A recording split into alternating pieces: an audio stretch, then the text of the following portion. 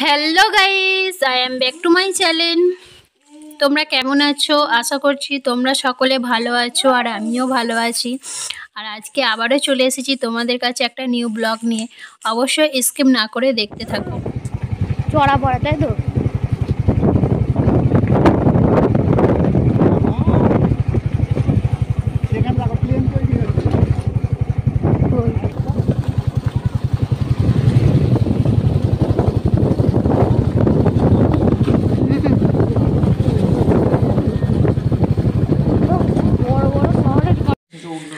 Guys, আজকে এখন আমরা একটু ঘুরতে বার হয়েছি।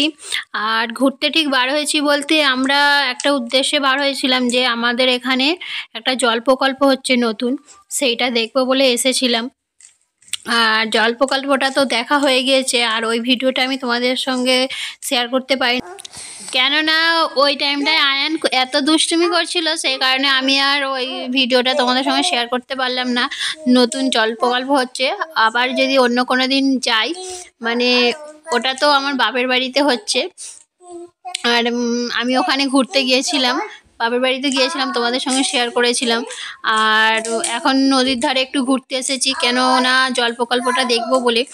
আর সেই টাইমটায় আয়ন এতই দুষ্টুমি করছে, আর সাইডে তো নদী আছে, আর আমি সেই টাইমে ভিডিও করতে পারি না। বাট কোথায় হাত দিয়ে ফোন পড়ে যাবে বা আয়ন পড়ে যাবে, এই ভয়ে আর ভিডিওটা করতে পারি না, তাই তোমাদের সঙ্গে শেয়ার করতে পারলাম না। নেক্সট টাইম যখন যাব আমি, মানে ওখানে যাব, মানে জল প্রকল্পটা দেখতে, সেই টাইমটা আমি অবশ্যই তোমাদের সঙ্গে শেয়ার করব।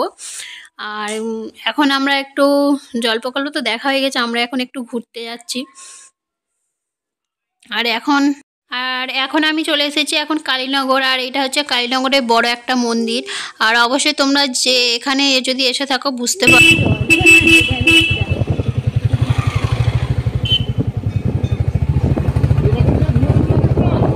হ্যাঁ, চলো চলো।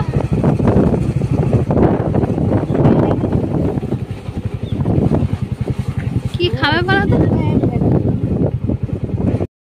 আর যে কালীনগরের বড় মন্দিরটা ছিল ওটা টপকে চলে এসেছি। এখন যে কালীনগরের যে পঞ্চায়েত আছে, সেই পঞ্চায়েতের পাশ থেকে যাচ্ছি।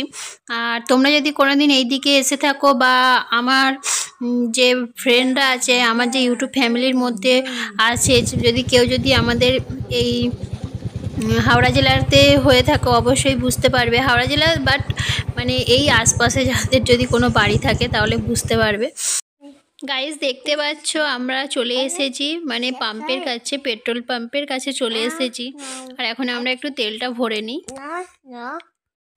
গাইস, তেল তো ভরা হয়ে গিয়েছে, কেননা ওখানে তো ফোন অ্যালাউ নেই, তাই আমি ভিডিও করতে পারি না, তাই বাইরে এসে আমি ভিডিওটা করছি।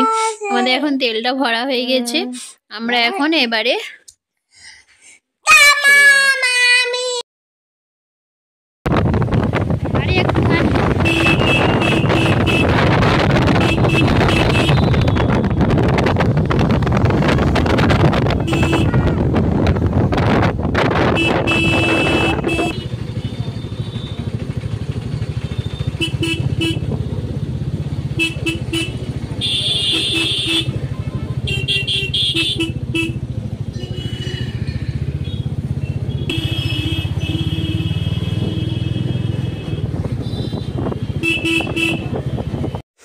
আমরা এখন উলুবেড়িয়া লক গেটের দিকে যাচ্ছি, কেননা একটু ওই সাইডে ঘুরতে যাব, মানে সেই জন্যই এসেছি। আর মানে কোনো কিছু যদি কেনার মনে হয়, যদি কিছু ভালো লাগে কোনো দোকান থেকে, তখন আমরা কিছু কিনবো।